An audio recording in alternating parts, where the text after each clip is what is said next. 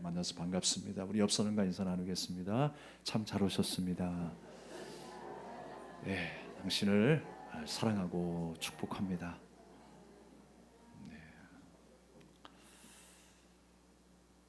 오늘도 동일한 하나님의 크신 은혜와 평강이 여러분 위에 충만하기를 주님의 이름으로 축원합니다. 우리가 열심히 타고 다니는 자동차 요즘에 참 기능들이 많이 주어졌죠. 옛날에는 내비게이션 하나만 해도 신기했는데 이제는 위성으로 또 카메라를 통해서 주위를 살필 수 있고요. 자동으로 주차가 되고 여러 가지 기능들이 참 많이 발전했습니다. 또 AI가 생기고요. 또 로봇가 생기고요. 예전에는 그냥 로봇 비슷한 것만 있어도 신기하다라고 했는데 진짜 이제는 사람처럼 로봇가 개발이 되고 있습니다. 식당에 가면요. 로봇가 막 서빙을 하잖아요. 막 그릇을 모으기도 하고 또 휴게소 갔더니 로봇가 커피를 타줘요. 어머나 세상에 너무너무나 편리한 세상이 되었습니다. 그런데 만약에요 잘 나가던 자동차가 브레이크가 고장났다고 생각해 보십시오. 그 결과는 너무너무나 참혹할 것입니다. 지금도요 급발진 사고가 얼마나 많이 일어나고 있는지 몰라요. 그렇게 완벽하게 만들었다라고 하는데도 이 브레이크로 통제가 되지 아니하면 그 모든 편리함은 다 무용지물이 되고 만다는 거예요. 로봇도 마찬가지입니다. 사람의 유익을 위해서 만든 이 로봇가 사람의 통제를 벗어나는 그 순간부터 그 로봇은 더 이상 인류에게 도움이 되지 않는 것이겠죠. 해를 끼치는 일이 될 것입니다. 요즘에 청소년들이 잘 타고 다니는 자전거 중에 하나가 픽시 자전거라는 거예요. 픽시. 그 왜 이 학생들이 선호하는가 했더니 커스터마이징이라고 하죠. 자기 마음대로 이 자전거를 꾸밀 수 있게 되었어요. 그리고 그 자전거를 타면서 묘기를 부리는 거예요. 한 발로 가기도 하고 제자리에 멈춰 서기도 하고. 그래서 청소년들이 한때 열광을 했던 자전거가 픽시 자전거였습니다. 근데 결정적인 문제가 뭐냐? 사실상 이 자전거에는 브레이크가 없다라는 거예요. 통제 기능이 없어요. 그래서 얼마나 많은 사고를 유발했는지 모릅니다. 그래서 안 되겠다 싶어가지고 나라에서 막아버렸어요. 앞으로 이제 픽시 자전거 타면 벌금 50만 원. 멀쩡한 자전거를 픽시 자전거로 개조하면 징역형을 산다라고 합니다. 자전거에 브레이크가 있어야 하는 건 당연한 거 아니겠습니까? 그런데 무한 질주하다가 사고를 유발하게 되는 거예요. 하나님을 향한 우리의 열심, 또 우리 사람을 향한 우리의 열심도 마찬가지라고 생각합니다. 그 힘 자체, 그 열심 자체는요, 우리에게 정말 필요한 에너지가 됩니다. 꼭 있어야 할 것이죠. 그런데 그것이 통제되지 않고 사용될 때에 여러 가지 문제가 발생할 수 있습니다. 가정에서는요, 부모가 자녀를 키울 때에 어떤 마음으로 키우십니까? 만약에 부모의 욕망으로, 욕심으로 자녀를 키웠다가는요, 어떤 일이 발생합니까? 독단적인 양육이 될 수밖에 없는 것이죠. 아이들의 어떤 성향이라든가 의사를 무시하고 부모가 원하는 대로 양육하다가는 결국 어떻게 됩니까?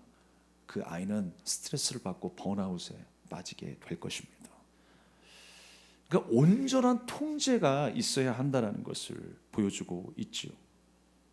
아이의 성향이나 의사를 잘 살피는 것이 너무나 중요합니다.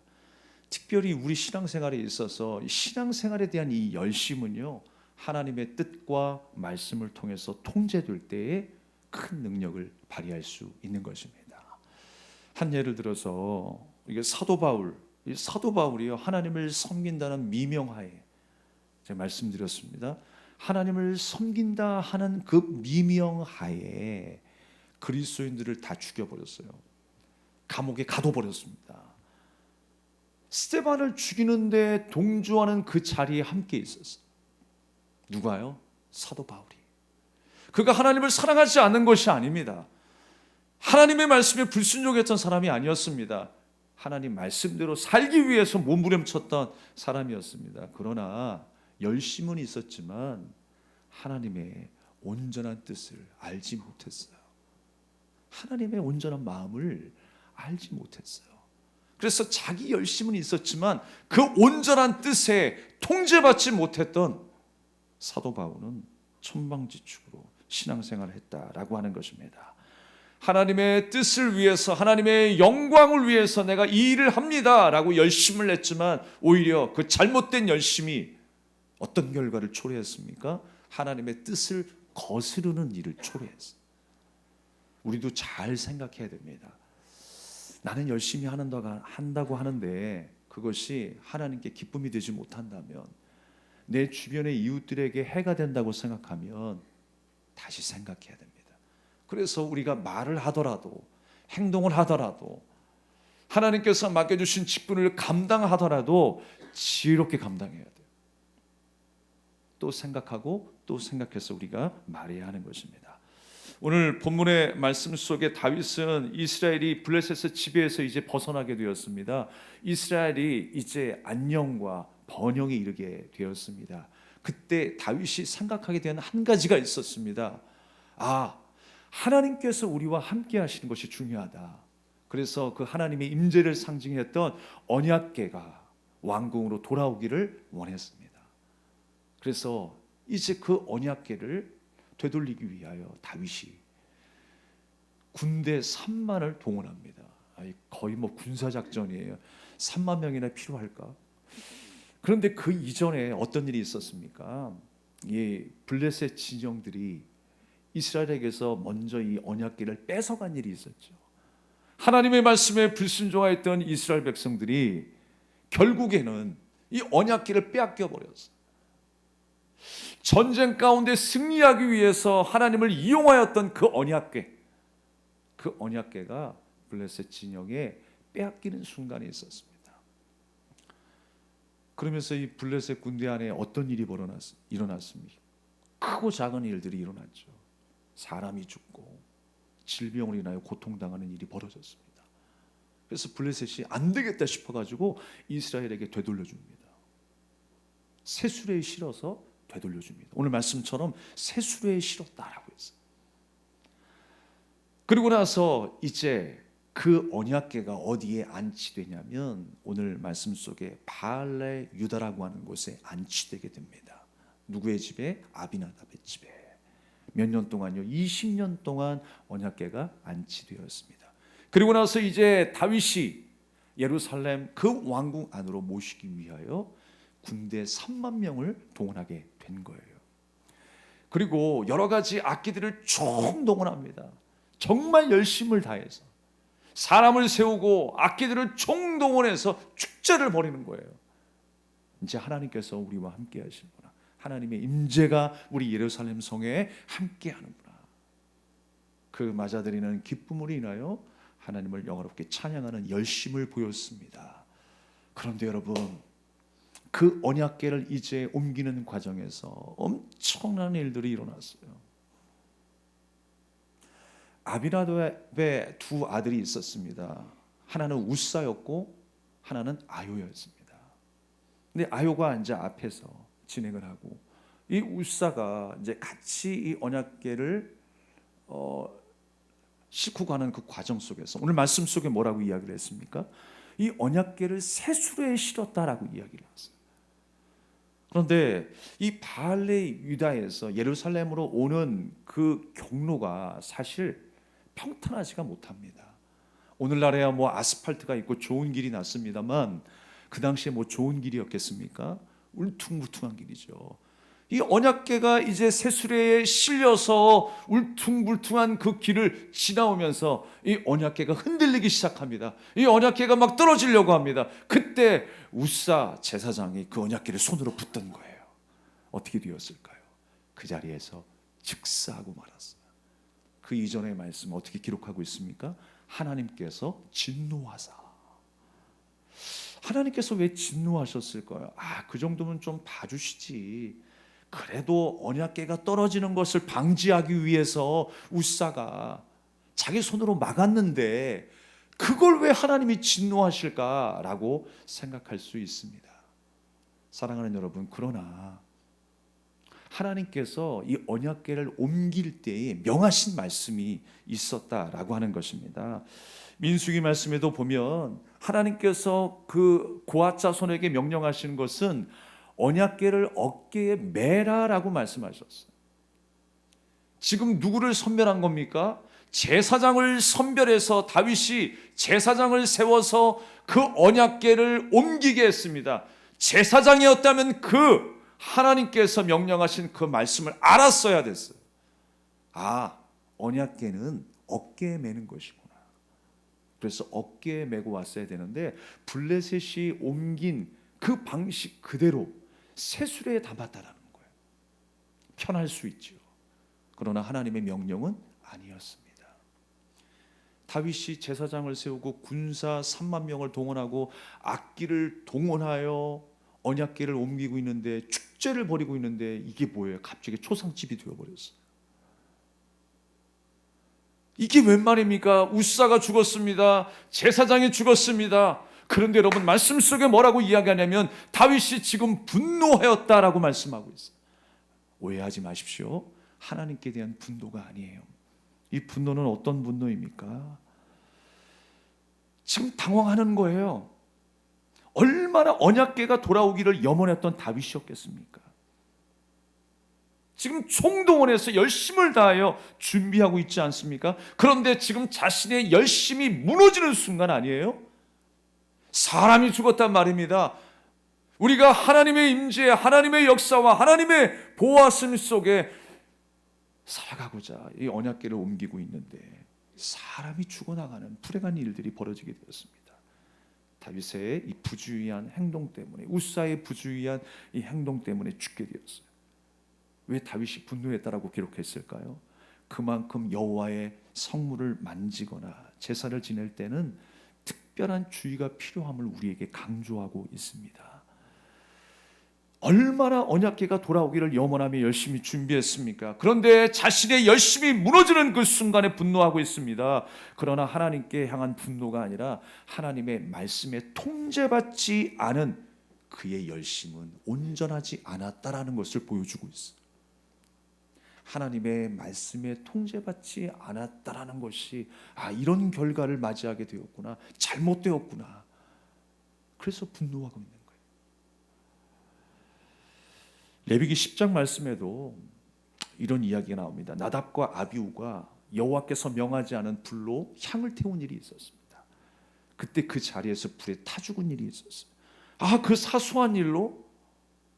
아니, 불을 밝히지 않은 것이 아니라 불을 태웠었고 잘못된 방법이었지만 하나님이 용서하실 만도 한데 라는 생각을 할 수 있을 것입니다. 그러나 하나님 앞에 제사를 드리는 가운데 부주의한 행동들을 주의하게 하나님은 말씀하셨습니다. 그만큼 여호와의 성물을 만지거나 제사를 지낼 때는 특별히 주의해야 함을 말씀하고 있는 것입니다. 왜 그랬냐면 그 당시에 이스라엘 백성들이요 하나님의 말씀에서 멀어지고 있었거든요. 다윗 이전에 사울 왕의 때에 하나님의 말씀에서 멀어져 있었거든요. 제사법에 대해서 등한시하고 하나님의 말씀에 불순종하며 자기 의와 자기 뜻대로 살고자 했었던 그 사울의 시대가 이어져서 이제 다윗이 온 나라를 통합하여 다스리게 되는 그 순간에 하나님은 다윗을 통하여 이스라엘을 다시 한번 정결하게 하시는 일을 행하고 있는 것입니다. 하나님의 말씀에서 멀어진 이 시대에 하나님의 말씀을 소중하게 여기지 않는 그 시대에 다윗은 그 언약궤를 왕궁으로 들여놓습니다. 하나님의 말씀과 하나님의 임재와 그 하나님의 역사를 자기 삶의 중심 안에 들여놓게 된 것입니다. 그런데 하나님께서는 그들에게 요구하고 계시는 한 가지가 있었어요. 무조건적인 열심이 아니라 하나님의 말씀의 통제 아래에 있는 열심으로 하나님 앞에 세워지기를 원하셨던 것입니다. 사랑하는 여러분, 우리가 하나님의 말씀의 통제 아래 살아갈 수 있기를 간절히 원합니다. 민수기 7장 9절 말씀에도 고앗 자손에게 언약궤를 매는 임무가 주어졌어요. 언약궤를 맸다라고 말씀하고 있습니다. 그것이 바로 하나님의 명령이었어요. 제사장 정도가 되면 그 원리를 알아야 했습니다.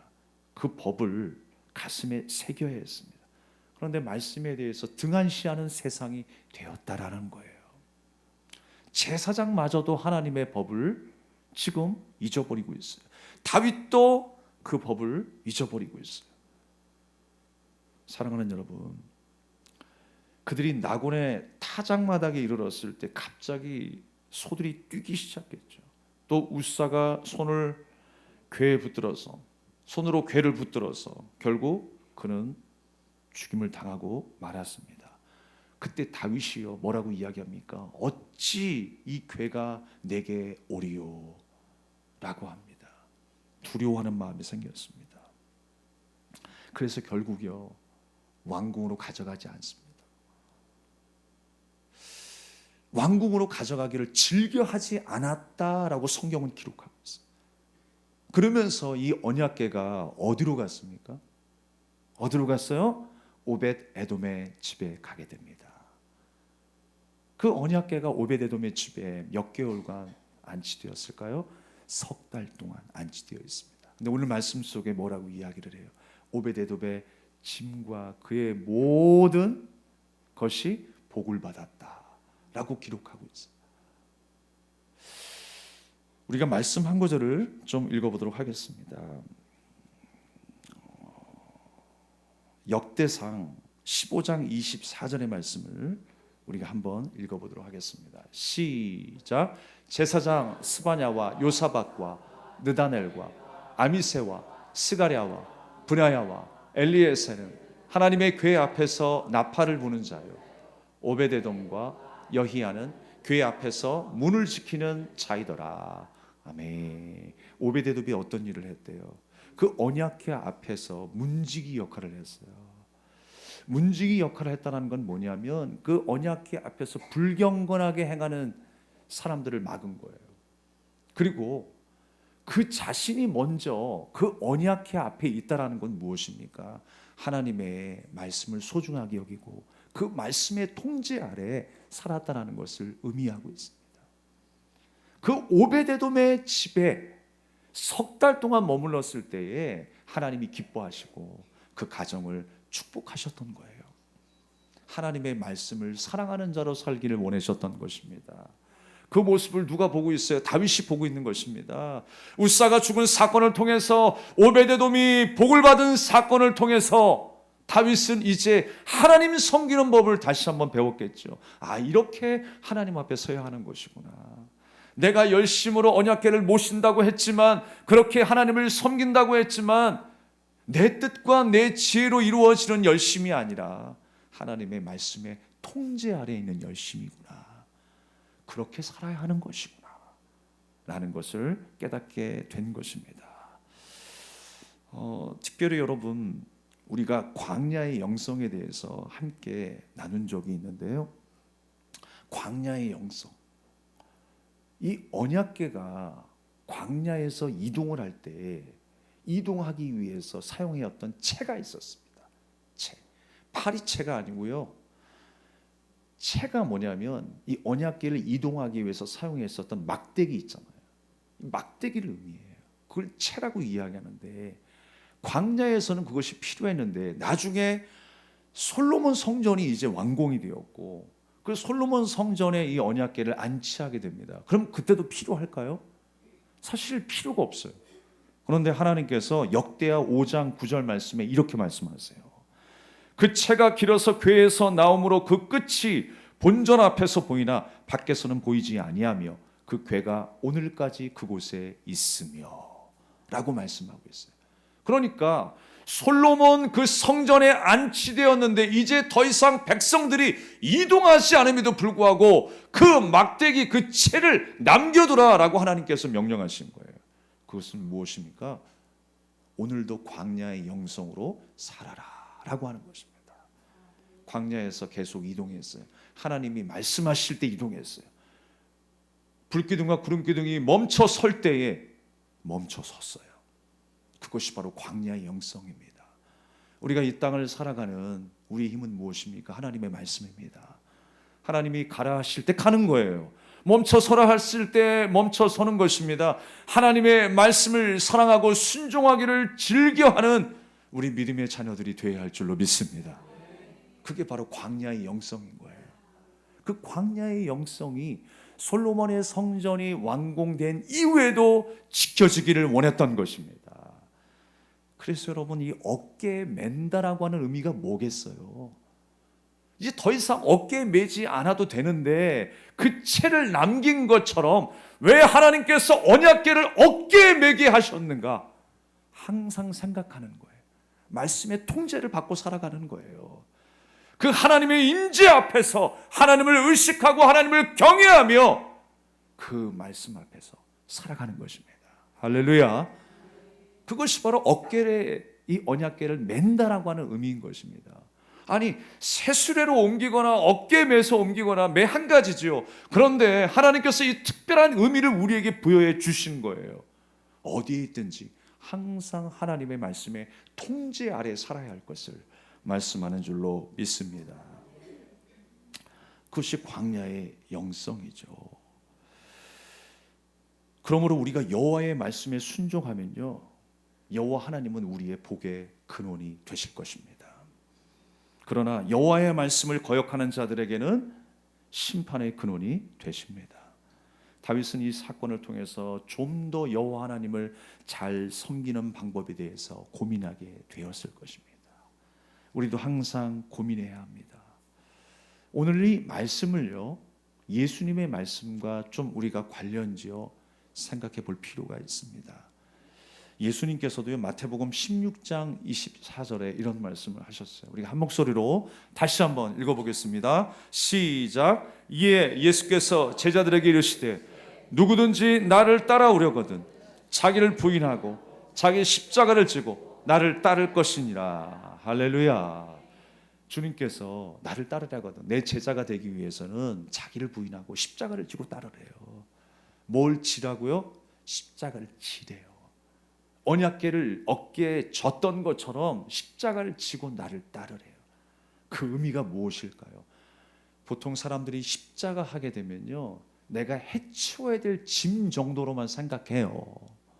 어떤 사람한테 물어보니까, 어떤 사람이 말하기를 십자가가 액땜과 같대요. 액땜이래요. 여러분, 무슨 액땜입니까? 액땜이 뭐예요? 큰 재앙이 오기 전에 내가 사사로운 재앙을 먼저 당해서 그 재앙이 오지 못하게 하는 것이다. 그게 액땜이라고 이야기하죠. 무속신앙에서 왔어요. 십자가는 액땜이 아닙니다, 여러분. 내가 조속히 치워버려야 될, 해결해야 될 짐으로만 생각해서는 안 되는 거예요. 십자가가 무엇입니까, 여러분? 나를 위해서 대속하신 예수 그리스도께서 죽은 그곳이 바로 십자가입니다. 내게 은혜를 베푸셨던 그 장소가 십자가인 것입니다. 하나님을 향한 그 사랑, 자기 부인은 없고 오직 나의 안정과 마음의 평안의 목적을 위한 사람은요, 이 십자가를 그냥 숙제로만 여기는 거예요. 그러나 십자가는 무엇이냐? 잘 들으시기 바랍니다. 하나님을 향한 우리의 마음가짐과 태도가 담겨 있는 거예요. 하나님을 섬기는 우리의 마음의 태도가 바로 십자가의 마음이어야 하는 것입니다. 자기를 부인하고 하나님 앞에 나를 십자가에 못 박는 그 겸손으로 하나님을 섬겨야 함을 말씀하고 있는 것입니다. 그게 바로 십자가 신앙이에요. 십자가 신앙은 화려한 것도 아닙니다. 십자가 신앙이 위대한 것은 내가 십자가에 못 박히고 나의 옛사람이 죽고 예수님이 나의 주인 되시기 때문에 그 십자가의 신앙이 위대한 것입니다. 우리가 그 십자가 신앙으로 인하여서 하나님 앞에 겸손히 낮아질 수 있기 때문에 내가 오직 하나님의 말씀의 통치와 다스림 속에 살아가는 하나님의 백성이 되기 때문에 그 십자가의 신앙이 위대한 것입니다. 여러분, 우리는 그 십자가를 날마다 지고 가야 한대요. 한순간도 빠짐없이 우리는 하나님의 말씀의 통제 아래 살아야 할 것을 말씀하고 있는 것입니다. 그러나 십자가를 지는 이 신앙의 내용들을 잘못 왜곡하는 경우가 얼마나 많은지 모릅니다. 하나님의 말씀의 통제 아래 살아가는 것을 귀찮아하는 사람들이 있습니다. 하나님께서 우리에게 허락해 주신 그 말씀 앞에 온전히 순종하지 못하고 깨닫지 못하고 하나님 앞에 회개하지 아니하고 믿음으로 살아가지 못하는 수많은 사람들이 있습니다. 예수님 시대, 우리가 함께 금요 집회 때도 나눴습니다만, 예수님께서 화평케 하는 자가 복이 있다라고 말씀하실 때 사실 그 시대는 어떤 시대였습니까? 화평하지 못한 시대였습니다. 예수님 시대에 열심당원들이 있었어요. 여러분들이 잘 알고 있는 바라바도 열심당원이었습니다. 그 열심당원이 어떤 생각을 했냐면, 가만히 있는다고 하나님의 나라가 임하는 것이 아니다. 그들이 경멸했던 사람들은요, 로마에게 세금을 바치고 또 가만히 있는 사람들을 능멸했습니다. 가만히 있는다고 하나님의 나라가 임하는 것이 아니다. 칼을 들고 이 유대 땅을 정결하기 위해서 그 로마 사람들을 죽이고 그들에게 세금을 바치는 세리들을 죽일 때 하나님께서 천군 천사를 보내서 로마를 정복하게 만드실 것이다. 열심당원들의 마음이 바로 그랬습니다. 그래서 폭력을 정당화했어요. 무슬림처럼 하나님의 거룩을 위해서, 하나님의 영광을 위해서 내가 사람을 죽이고 그렇게 악행을 행하는 일이 거룩한 일이라고 생각했던 것입니다. 그러나 예수님께서는 그때 뭐라고 말씀하셨어요? 화평케 하는 자가 복이 있다라고 말씀하십니다. 그러면서 내 안에 죄와 깨어진 마음을 먼저 깨닫는 것이 중요하다라고 예수님께서는 말씀하시는 거예요. 모든 문제의 근원이 무엇이냐? 내 안에 죄와 깨어진 마음이라는 거예요. 하나님 앞에 온전히 서지 못하는 삶이라고 우리에게 말씀하고 있습니다. 사랑하는 여러분, 우리가 해결해야 될 것이 무엇입니까? 내 주변의 일이 먼저가 아니라 내 안의 문제를 먼저 해결해야 합니다. 하나님 앞에서 온전하지 못한 내 안의 문제가 먼저예요. 그래서 하나님과 나 사이의 관계를 회복하는 것이 먼저인 것입니다. 그게 바로 신앙생활의 출발이에요. 그러나 바라바라 열심당원들은 어땠습니까? 내 주변의 일들이 먼저라고 생각하는 거예요. 유대인들은 하나님 앞에 회개하지 않았습니다. 열심은 있었지만, 최선을 다하여 율법은 지켰을지 모르겠지만 하나님의 마음을 모르는 자들이었어요. 하나님의 뜻에 순종하지 못하는 자들이었습니다. 그래서 예수냐 바라바냐 라고 했었을 때 사람들이 전부 다 누구의 손을 들어줘요? 바라바의 손을 들어주는 거예요. 내 마음에 들었거든요. 내 안에 죄를 깨닫고 내 안에 깨어진 마음들을 하나님 앞에 들고 나오는 그 사람들이 몇 명이나 있었을까요? 오늘 우리에게도 동일하게 말씀하십니다. 내 주변의 상황, 내 주변의 사람들을 먼저 보기보다 내 안에 죄를 깨닫고 내 안에 깨어진 마음을 먼저 보라고 주님은 말씀하십니다. 그것이 먼저라고 말씀하십니다. 그렇게 화평케 하는 자가 될 때에 바로 하나님의 복이 우리에게 임한다라고 말씀하고 있습니다. 사랑하는 여러분, 오늘 다윗 또한 그랬고요, 우사 또한 그랬고, 모든 이스라엘 백성들이 그러한 모습으로 지금 하나님 앞에 서 있었습니다. 그러나 하나님은 다윗을 통하여 말씀의 통제 아래 살아가는 예배자, 또 이스라엘이 되기를 간절히 원했던 것입니다. 말씀을 정리하도록 하겠습니다. 하나님은 우리가 주님 앞에서 말씀에 반응하며 순종하는 백성으로 살아가기를 기뻐하십니다. 말씀에 통제 없이 길을 잃어버린 나의 열심과 열정은 잘못된 길로 인도할 수 있는 것입니다. 사랑하는 여러분, 우리가 지금 누구의 권위 아래 살고 있는지 잘 생각하셔야 돼요. 당연히 하나님의 권위 아래 살아가고 있죠 라고 우리는 말은 잘 할지 모르겠지만, 진짜 누구의 권위 아래 살아가고 있는지 잘 생각하십시오. 누구의 소리에 더 민감하게 반응하고 있는지 잘 생각해 보십시오. 내 감정입니까? 내 기준입니까? 아니면 세상의 평가입니까? 아니면 하나님의 말씀입니까? 우리가 흔히들 그렇게 이야기를 해요. 내가 내 삶의 주인입니다 라고 이야기를 해요. 그러면서도 주인답지 못하게 살아갑니다. 잘 들어보세요. 내가 선택하잖아요. 내가 결정하잖아요. 내가 책임지고 있잖아요. 그러니까 내가 내 인생의 주인이죠. 실제로 그렇지 않은 경우가 참으로 많이 있습니다. 왜요? 우리가 살아가다 보면요, 어떤 날은 기분이 우리를 지배할 때가 있어요. 기분이 좋지가 않아. 그래서 그 하루 종일 모든 시간들 그 기분 때문에 지배를 당하고 살아가요. 또 주변 사람의 말 한마디 때문에 오늘 하루가 다 흔들려 버려요. 감정에 흔들리고 말에 흔들려 버려요. 또 어떤 날은 세상의 속도와 비교와 열등감이 나를 흔들어 놓는 거예요. 그렇게 영향받고 살아가면서 그것이 내 주관대로 사는 인생이라 할 수 있겠습니까? 아니죠. 그것도 아닌 거예요. 사랑하는 여러분, 세상의 소리가 아니라, 내 기분이 아니라 하나님의 말씀의 통제 아래 살아갈 수 있는 저와 여러분의 열심히 있는 삶이 되기를 주님의 이름으로 축복합니다. 오늘의 시대는 눈에 보이지 않는 강력한 권위가 우리들을 지배하고 있어요.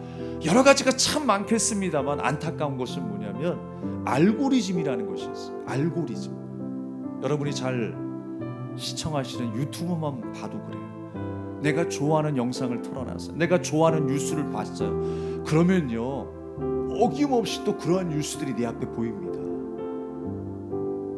자꾸만 그 뉴스를 배달하는 거예요. 내가 좋아하는 기사들을 배달하는 거예요. 내 관념에, 내 생각에 사로잡혀 있는 모든 생각들이 온 세계의 생각인 마냥 그렇게 나를 지배하고 그 권위로 나를 누르고 있는 거예요. 우리는 잘 분별할 수 있어야 하는 것입니다. 자꾸 무엇을 좋아하게 합니다. 그 알고리즘이 자꾸만 무엇을 따르게 합니다. 무엇을 듣게 합니다. 무엇을 욕망하게 합니다. 사람들은 자유를 말하지만 그게 진짜 자유일까요? 나는 자유롭게 살기를 원합니다라고 하지만 그게 정말 자유입니까? 그 알고리즘의 지배 아래 우리가 살아가고 있는데요. 말씀으로 돌아가시길 바랍니다. 하나님의 말씀 앞에 다시 우리는 서야 하는 것입니다. 이 세상의 중독과 마취 속에서 우리가 벗어나서, 사람의 소리에 우리가 벗어나서 우리가 하나님의 말씀의 통제 속으로 다시금 들어가야 할 줄로 믿습니다. 바라옵기는 한 주도 말씀의 통제 아래 살기를 기도하고, 오베데돔이 그 언약궤 앞에서 문지기의 삶을 살았던 것처럼 하나님의 거룩한 말씀 앞에, 그 임재 앞에 서기를 날마다 소망하는 저와 여러분 되기를 주님의 이름으로 축원합니다. 축원합니다. 우리 찬양하며 기도하며 결단하겠습니다.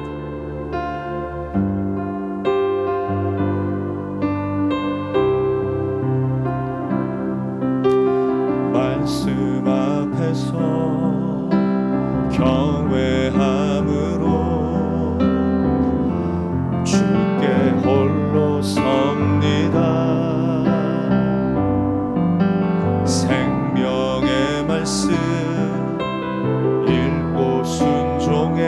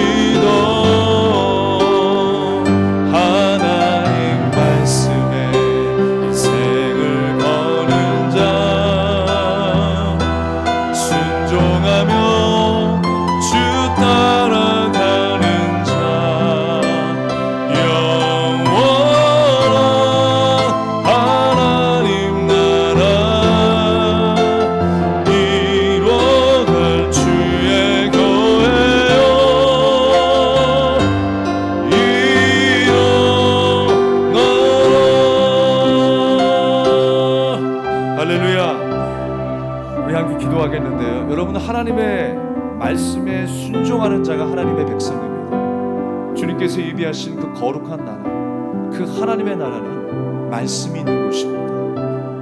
영원히 말씀이 사라지지 않은 그곳이 하나님의 나라입니다. 그 말씀에 순종할 자가 누구인가? 여러분, 오늘도 하나님의 말씀 앞에 서 있습니까? 하나님의 인지 앞에 주님의 뜻 안에 살아가기를 원하십니까? 오늘 우리가 믿음으로 결단하며 주님 앞에 나가기를 원합니다. 오베데돔이 그 하나님의 궤 앞에서 문지기 역할을 감당했던 것처럼 날마다 하나님의 임재 앞에, 하나님의 말씀 앞에 서 있는 내가 되게 하여 주시옵소서. 나의 열심이 하나님의 말씀의 통제 아래 있기를 원합니다. 나의 교만이 아니라, 나의 욕심이 아니라 하나님의 말씀의 통제 아래 살아가게 해달라고 우리 간절한 마음으로 주여 외치며 기도하겠습니다.